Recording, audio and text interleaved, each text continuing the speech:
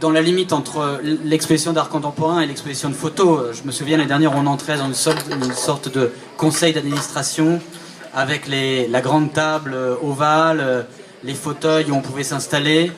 Il y avait aussi une série de billets de banque des îles Caïmans, de Jersey, de tous les paradis fiscaux où on voyait la reine Elisabeth dont le visage vieillissait et le sourire devenait presque le sourire d'un tableau de la Renaissance qui se fanait de plus en plus.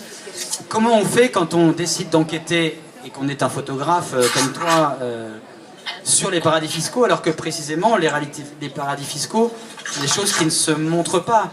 Et au fond, on est presque déçu. Je crois que ça a été votre expérience quand vous êtes allé au Panama. En fond, qu'est-ce qu'on montre? Il n'y a pratiquement rien à voir. Alors, d'abord, la première chose qu'il faut dire, c'est que le travail, c'est pas un travail que je fais toute seule. J'ai fait avec Gabriele Galimberti. Il est où, Gabriele? Il est présent Il là. est là. Salut, Gabriele. Mais lui n'aime pas parler, donc il me laisse parler. Mais bon, donc c'est vraiment un travail partagé, fait à deux, 100%. Vous avez créé une société on offshore. A créé une société offshore. Oui, au nom de deux, on est 50-50% détenteurs. Ça, c'est une méthode d'investigation, d'aller créer.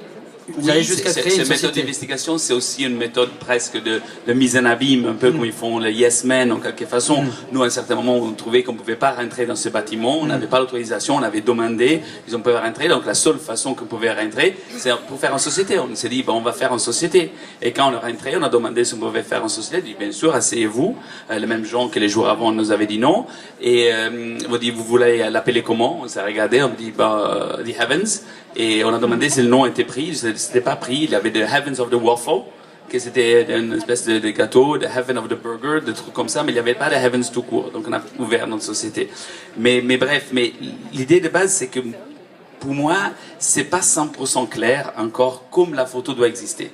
C'est-à-dire, elle n'a pas une seule façon d'exister. Si vous prenez une sculpture, c'est clair, elle a une sculpture. Mais la photo peut exister d'un livre, d'un magazine et d'un expo et dans autre chose encore, mais principalement moi je travaille dans ces trois domaines et donc chaque fois il y a un PC, on réfléchit au comment on présente un travail. Une nouvelle écriture à chaque fois. En fait. Absolument, une nouvelle écriture.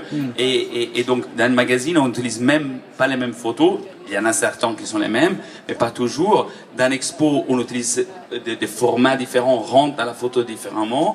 Et dans le livre, il y a tout le côté plus narratif, la séquence. Donc, ça, c'est très important pour moi dans le langage de la photo. Il n'y a pas une seule façon que la photo existe. Et après, oui, pour répondre à la question de comment on fait l'accès et pourquoi on fait ça, je pense que pour les paradis fiscaux, pour ce projet-là, pour le fait que c'était quelque chose qui n'était pas possible de visualiser et qui était pratiquement impossible. Et quand on a débarqué avec Gabriel la première fois à les îles Caïmans, il n'y avait absolument rien photographié. Donc il n'y avait pas seulement pas d'accès, mais une fois qu'on avait obtenu les accès, tu arrives dans un bureau, il y a un ordinateur, il y a de photographier un ordinateur, c'est pas très funky.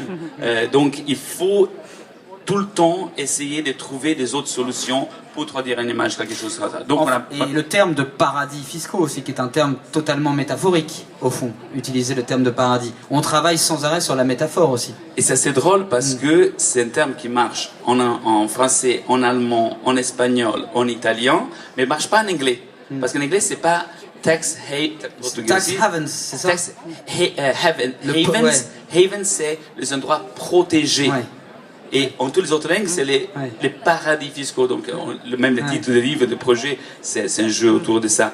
Mais comment vous avez résolu alors ce problème? On est dans un endroit, on a envie d'investiguer ou de donner à voir un paradis fiscal, et il n'y a rien à voir. Comment on fait et quelle écriture et quelle photographie on invente? Puisque il y a ce livre, il y a de la photo.